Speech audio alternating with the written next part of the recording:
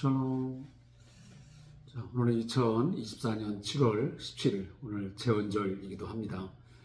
오늘 사랑하는 성도들과 함께 수요 예배와 더불어서 또 말씀을 묵상하는 그런 시간으로 가졌으면 좋겠습니다. 사랑하는 성도 여러분, 오늘 아침부터 또 지금까지 많은 양의 비가 내리면서 또 서울 또 그 이상의 북부 지역에 피해가 많은 것 같습니다. 오늘 밤사이에도 많은 양의 비가 내린다는 예보가 있으니 우리 각별히 안전에 주의하시고 우리 성도들의 가정과 또 여러 가지 환경 속에 어려움 당하지 않기를 또 간절히 바라면서 주상 교제를 통한 말씀 묵상 시작하도록 하겠습니다. 기도하겠습니다.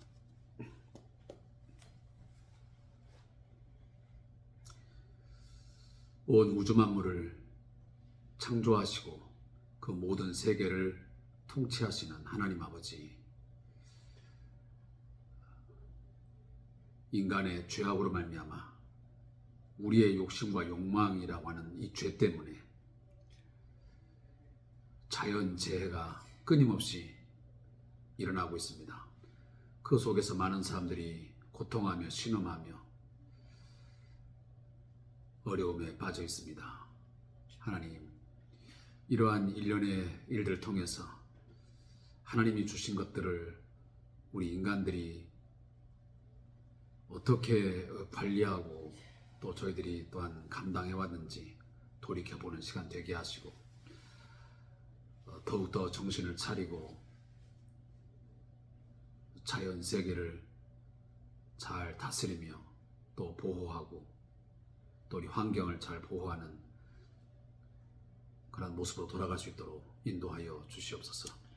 특별히 하나님, 근본의 이 장마로 인해서 또 큰 폭우로 인하여 피해를 입고 슬픔과 고통 가운데 있는 우리 이웃들이 있습니다. 하나님께서 기억해 주시고 그들을 돌아봐 주시며 하나님 돕는 손길이 있게 하시고 그들의 일상생활을 빨리 회복할 수 있도록 길을 열어 주시옵소서. 오늘 밤사이에도 여러 가지 많은 어려움이 예상되고 있사온데 하나님 눈동자같이 지켜주시고 저희를 보호하여 주시옵소서.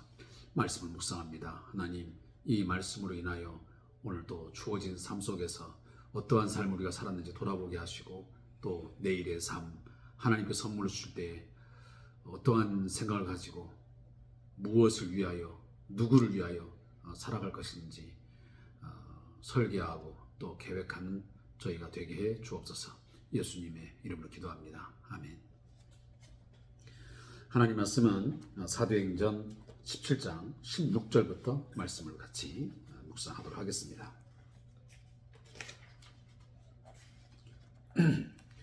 사도행전 17장 16절부터 마지막 절 우리 34절까지 말씀을 같이 읽겠습니다.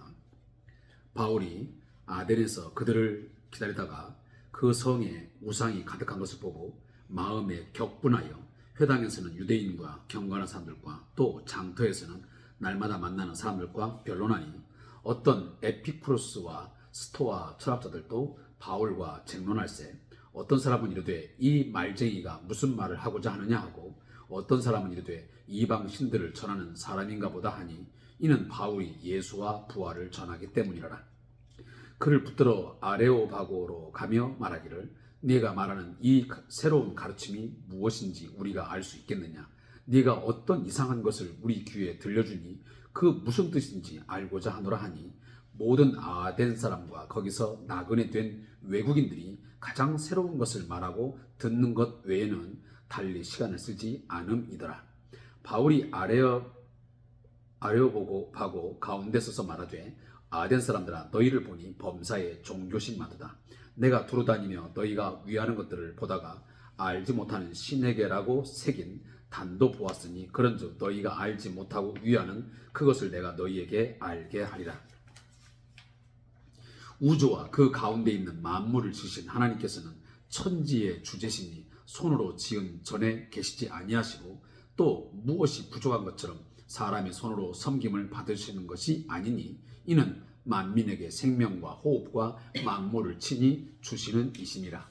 인류의 모든 족속을 한 혈통으로 만드사 온 땅에 살게 하시고 그들의 연대를 정하시며 거주의 경계를 한정하셨으니 이는 사람으로 혹 하나님을 더듬어 찾아 발견하게 하려 하심이로되 그는 우리 각 사람에게서 멀리 계시지 아니하도다.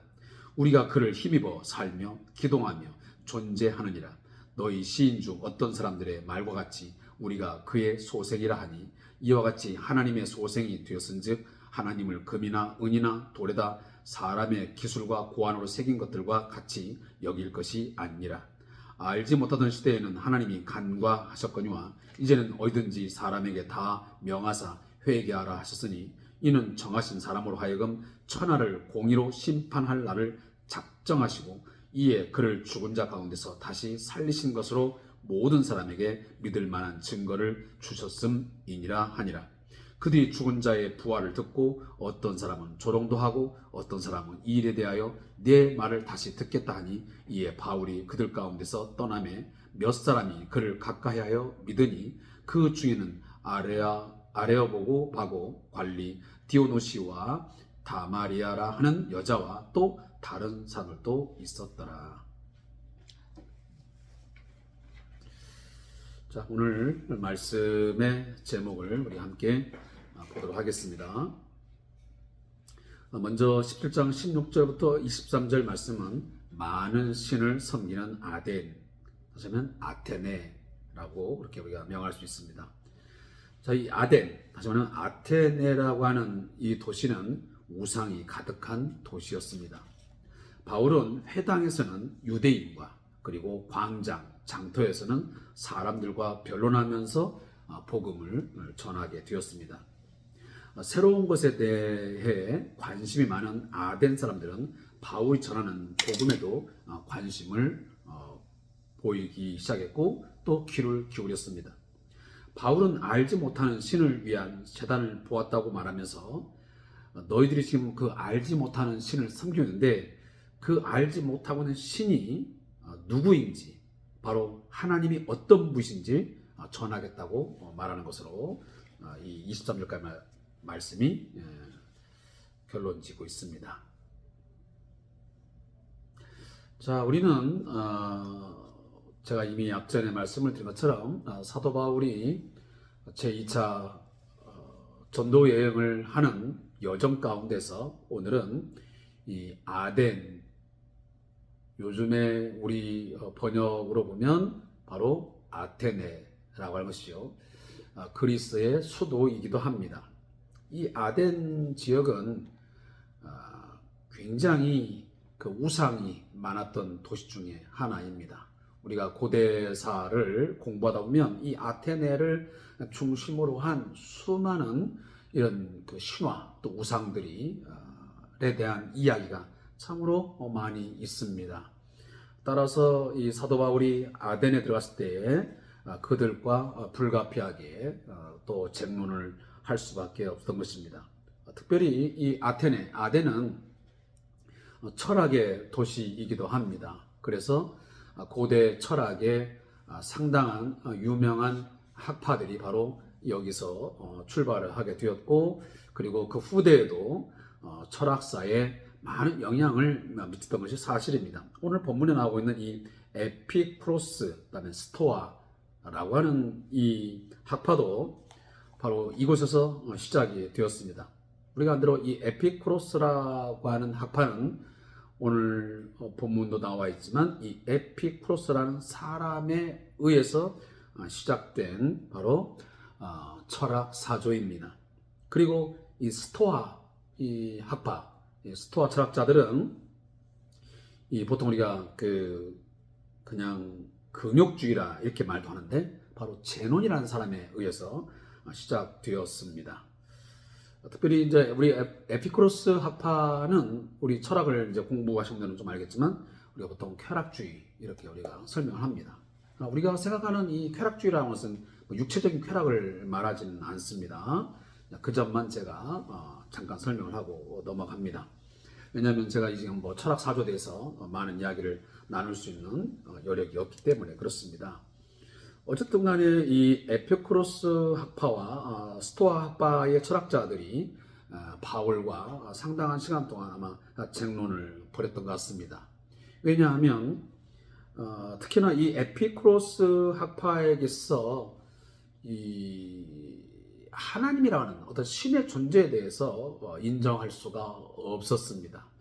그들이 갖고 있는 이 모든 그 중요한 하나의 그 세계론을 보면 모든 만물은 이 세상에 존재하는 모든 것들은 어떤 그 원자, 이 분자에게서 생겨난 것들이기 때문에 무슨 뭐 신이 무엇을 창조했다? 이런 이야기는 그들에게는 허무맹랑한 이야기였습니다. 그렇기 때문에 사도 바울이 이러한 이야기를 했을 때 당연히 거기에 대해서 쟁론할 수밖에 없었겠지요. 그리고 이제 스토아파도 마찬가지입니다. 뭐 그들에게서 이 사람이 태어나고 또 죽는 것. 하지만 스토아파가 말하는 이 죽음이라고 하는 것은 그 저급한 몸의 속박으로부터 그 최상의 어떤 자유에 도달하는 것인데, 결국은 예수님의 부활은 영이 몸의 속박으로 복귀하는 것으로 이렇게 보기 때문에 그들이 생각할 때는 결코 복된 것일 수 없다고 보았고 또 없다고 주장을 할 수밖에 없던 거지. 그러니까는 철저하게 이 에피쿠로스 학파의 어떤 세계관, 또 스토아 학파가 봤을 때의 어떤 죽음관, 뭐 이런 입장에 볼 때는 도무지 사도 바울이 전하는 이러한 우주론, 어떤 창조, 그리고 예수님의 십자가의 어떤 죽으심과 부활, 이런 이야기들을 받아들일 수 없었던 것입니다. 그래서 당연히 아주 부정적인 생각을 갖고 그들에게 어떤 반대적인 입장을 펼칠 수밖에 없었고요. 그리고 오늘 여기도 나오지만 18절에 이 말쟁이가 무슨 말을 하고자 하는 때, 그러니까 아마 이 스토아파나 이 에피쿠로스 학파가 들었을 때에 이 사도 바울의 이야기는 도무지 그들의 어떤 철학적인 이념이랄지 학설에 봤을 때는 맞지가 않아요. 아무리 이해를 하려고도 그것이 타당성이 없는 이야기 때문에 매우 냉소적인 그런 반응을 하면서 오늘 본문에서 보면 이 말쟁이가 무슨 말이야? 이 말쟁이란 말은 결국은 경멸조를 말하는 거거든요. 그들이 무슨 쓸데없는 그런 말도 안 되는 얘기 하는 거죠. 경멸조의 그 이야기가 바로 이런 말쟁이가 무슨 말이냐 하는 어투입니다. 따라서 이 바울의 이 예수의 이 부활 이야기는 그들에게서는 매우 경멸적인 이야기고 그들이 전혀 동의할 수 없는 그런 이상한 이야기일 수밖에 없던 것입니다. 따라서 오늘 이제 이 아덴에 와서 이러한 학파들과 여러 그 논쟁을 벌이다가 사도 바울이 이제 22절에 가서 이런 이야기합니다. 바울이 아레오바고 가운데서 말하되 아덴 사람들아 그랬습니다. 즉 아레오바고는 바로 아고라와 아크로폴리스 사이에 있는 하얀 그 대리석의 언덕으로 주로 재판이 열리던 곳이었습니다. 그래서 이 아덴 사람들에게 오늘 지금 바울이 새로운 가르침, 예수님에 대해서 가르치면서 이 광장에 있었던 어떤 그 하얀 대리석의 언덕에서 이 이야기를 지금 했던 것 같습니다. 자, 거기서 지금 바울이 뭐냐면 이 아덴 사람들아 너희를 보니 범사에 종교심이 많다. 여기 보면 이 종교심이 많다는 말은 너희들은 그 신들을 아주 그 경외하는 그런 그 심성 자체가 많구나. 그러니까 너희들은 내가 전하는 그 하나님, 내가 전하는 어떤 예수 그리스도를 알지는 못하지만 신에 대해서 굉장히 포괄적이고 광범위한 어떤 신적 존재에서 믿고 있는 그런 것들이 굉장히 많구나. 자, 이런 이야기를 하면서 그러면 내가 이 아덴 지방을 이렇게 순회하다 보니까 수많은 우상 제단들이 있는데 그 제단에 대부분 이름들이 있는데 뭐 무슨 신 제단인데 어떤 제단을 보니까 뭐라고 써있어요? 알지 못하는 신 이렇게 그러니까 신의 이름조차도 명명할 수 없는데 그냥 신으로 경외하는 그런 재단이 있다는 말이에요. 그러니까 그 정도로 그들은 굉장히 신적 존재에 대해서 그냥 포괄적인 어쩌면 특정한 대상이 아닌 그러한 광범위한 대상으로 이렇게 이제 정해놓고 모두가 다 신을 숭배하는 거죠. 그랬더니 사도 바울이 뭐냐면 그런즉 너희가 알지 못하고 위하는 그것을 내가 너희에게 알게 하리라. 너희가 지금 신에 대한 개념이 있기는 있는 것 같은데 너희들은 너무나 포괄적이고 광범위하게 그냥 너희들은 알고 있는 것 같다. 그러니 그것을 내가 이제는 구체적이고 그리고 분명한 그 신에 대해서 내가 지금부터 말해 주겠다 라고 오늘 사도 바울이 이야기합니다. 그러면서 17장 24절에서 34절에 바로 이 천지의 주제이신 하나님을 이야기합니다. 그러니까 너희들이 스토아 학파든 에피쿠로스 학파든 또 수많은 우상들에 대해서 그 세계론이 어쩌고 뭐 어쩌고 뭐 행복론 수많은 이야기를 하고 있지만 내가 분명한 내가 신 바로 내가 창조주를 내가 너희에게 가르쳐주고 내가 선포해 주겠다. 그분이 어떤 분이냐면 그분은 천지의 주제이시다. 모든 만물을 우주와 그 가운데 있는 만물을 지으신 그 하나님은 천지의 주제다. 그러니까 그분은 창조주일 뿐만 아니라 그 창조된 피조 세계를 보한다고요. 주제. 다시 하면 모든 것을 다스리시는 위에 계시는 분이시다 라고 말해요. 그러니까 피조 세계에 의해서 좌지우지되는 분이 아니고 피조 세계의 위에서 모든 것들을 주재하시는 다스리시고 통치하시는 그런 분이다. 그러니까 너희들이 섬기는 것처럼 손으로 지은 어떤 신, 손으로 지은 어떤 전에만 이게 모셔진 그런 신이 아니라는 거예요. 하나님은 모든 이 우주 가운데 편만하신, 우리가 보통 편재성 그러잖아요. 하나님은 아니 계신 곳이 없고 하나님은 어디든지 다 계시는 분이에요. 그런데 지금 이 아덴 지역에서 섬기는 신들은 뭐냐면 어떤 전을 만들어 놓고 그 전에 모셔놓고 거기에 그냥 한정된 신이에요. 자, 이런 걸 우리 생각해보면 과거에 우리들이 성전을 지어놓고 성전에 하나님의 어떤 존재를 인식하기 위해서 법궤를 만들어 놨죠. 지성소를. 그런데 속죄소라고 하는 또 지성소가 있지만 그렇다고 해서 하나님이 그러면 그 안에만 갇혀있는 하나님이냐? 아니라는 거예요. 그냥 그것은 하나님의 임재의 상징적인 하나님과 이스라엘 백성들이 만남을 갖기 위한 하나의 미팅 장소로서 만들어 놓은 것뿐이지 거기에 하나님이 갇혀있지 않다는 거예요. 오늘날로 말하면 우리가 하나님이 예배당 안에만 있는 분이 결코 아니에요. 우리는 물론 예배당을 통해서 그 안에서 우리가 하나님을 만나고 경험하고 하나님 예배하는 건 맞습니다. 그러나 거기에만 한정적으로 제한된 하나님의 존재는 아니라는 거예요. 하나님은 어디든지 계시는 이 만물 위에 계시는 하나님이시 만물 안에 갇혀 있는 분이 아니라는 소리가 나야 됩니다. 그래서 하나님을 피할 수 있는 어떤 존재도 있지 않습니다. 우리가 아무리 하늘 끝에 간다 할지라도 저 바다 끝에 간다 할지라도 우리가 어느 곳에 우리가 가서 숨는다 할지라도 하나님은 모든 것을 다 꿰뚫어 보시고 모든 만물을 살피시는 하나님의 것을 믿습니다.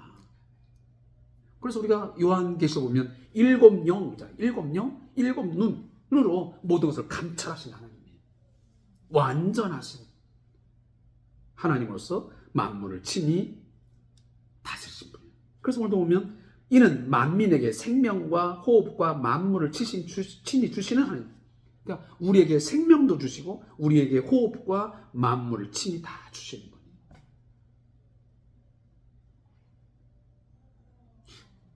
더 나아가서 28절에 보면 우리가 그를 힘입어 살며 기동하며 존재하니라. 자, 하나님께서 우리에게 생명을 주시고 지금도 우리에게 호흡을 주심으로 살게 하시잖아요. 그래서 우리가 그를 힘입어서 오늘도 살며 우리가 기동을 해요. 그리고 지금도 존재하는 거예요. 하나님께서 우리의 존재를 멈추게 하시면 인간은 허무하게 멈출 수밖에 없어요. 신이 제한하는데 하나님이 모든 것을 수독하시는데 그것을 능가하거나 그것을 거부할 수 있는 것은 아무도 없습니다. 우리가 지금도 마찬가지예요. 우리가 이 세상에 태어나는 것과 그리고 살아가는 것, 그리고 마지막 숨을 거두고 세상을 떠나는 것, 이 모든 것 하나하나에 우리의 생명, 우리의 호흡, 우리의 기동하는 것 내 마음대로 됩니까? 안 됩니다. 일정 부분은 내가 뭔가 운동을 하고 병원에 가서 진료를 받고 다 하는 것 같지만 그것은 매우 우리가 착각하고 있는 거예요. 정말 실질적이고 근본적인 것은 우리의 생명과 우리의 호흡과 모든 기동하는 것들은 하나님 우리에게 생명 주실 때, 우리에게 우리가 기동할 수 있는 힘을 주실 때만 우리의 존재가 존재할 수 있어요. 그렇지 않으면 우리는 올 수도 없고 끝이에요. 끝. 걸어가다가도 어떤 사람은 푹 쓰러지면서 끝. 잠을 자다가도 인생의 끝 하면 그 존재가 사라지는 거예요. 그만큼 우리의 인생이라고 하는 것은 결국 하나님의 시간표 속에 하나님의 손 안에 있다라고 하는 것을 우리가 아무리 거부하려고 해도 거부할 수가 없어요. 우리가 돈으로 할 수 없잖아요. 돈으로 할 것 같으면 재벌들이 왜 죽습니까? 모든 병 다 고치고 지금 살아야죠. 유명한 최고의 권위자인 의사들이 왜 병에 걸려 죽습니까? 그들이 이렇게 최고의 권위자인데 암에 대해서, 그 무슨 병에 대해서 얼마나 능력이 있어요. 그런데도 안 되잖아요. 그들도 결국은 죽잖아요. 그렇다면 결국 우리의 생명의 시작, 끝, 우리의 호흡, 우리의 기동, 모든 것들이 어떻게 우리 마음대로 된다고 말할 수 있냐고. 그건 매우 어리석은 거예요. 뻔히 보면서도 끝까지 우리의 호흡이, 우리의 생명이, 우리의 기동하는 것들이 우리 인간의 의지와 인간의 어떤 능력에 있다라고 끝까지 고집한다면 그것처럼 어리석고 바보 같은 사람이 어디 있습니까?